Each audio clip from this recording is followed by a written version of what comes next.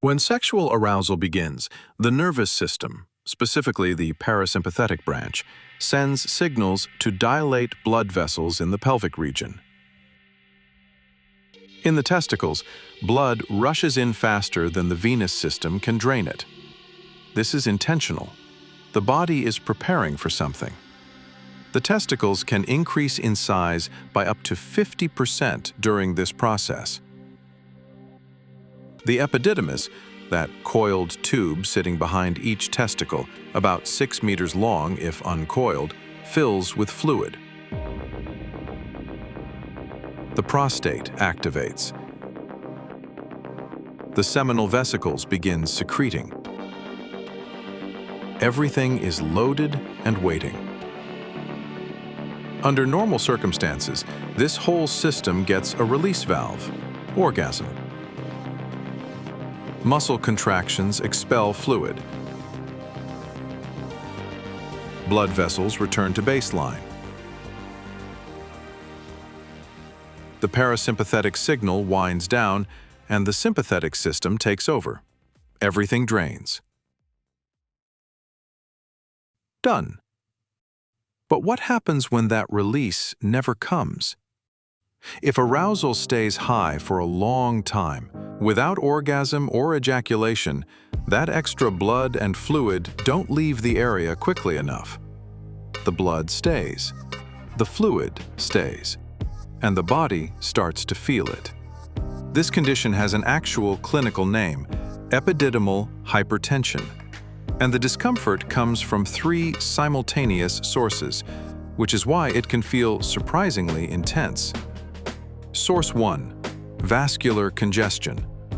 The small veins in the testicular and epididymal tissue remain compressed under pressure from the arterial blood still flowing in.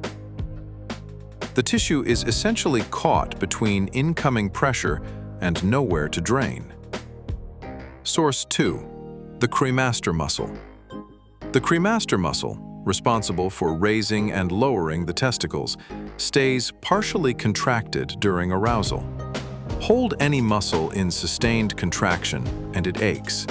The cremaster is no different. Source 3. Ductal pressure. The vas deferens and epididymis are now loaded with secretions, sperm, seminal fluid, prostatic secretions, with nowhere to go. That pressure is felt as a dull, deep ache that can radiate into the lower abdomen. So why is it called blue balls? Nothing turns blue, but the name isn't completely made up either.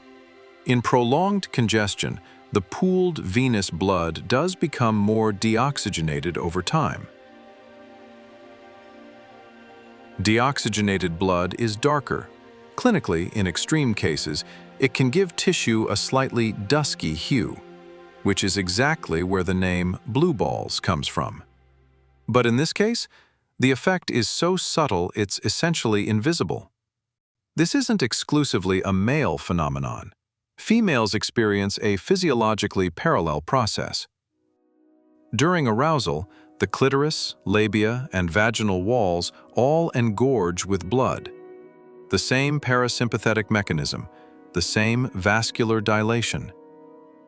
The uterus and cervix also increase in blood flow and shift position in a process called vaginal tenting.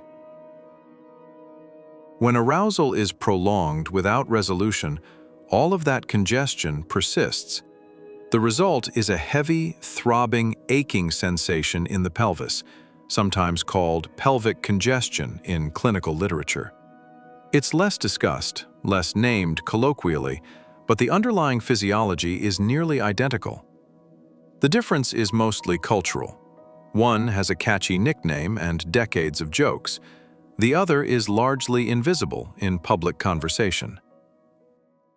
How long does it last? Typically 20 to 60 minutes after arousal subsides. The body resolves it on its own, no intervention required. Blood redistributes, muscle tension releases, ductal pressure gradually equalizes. It is not dangerous. It causes no lasting damage, no reduced fertility, no vascular harm. It is uncomfortable, sometimes genuinely painful, but medically it is a self-limiting condition.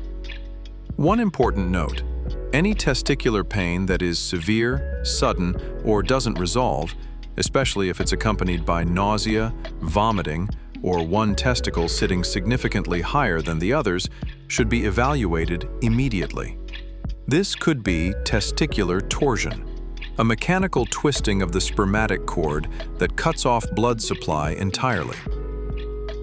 Unlike blue balls, torsion is a surgical emergency where every minute counts.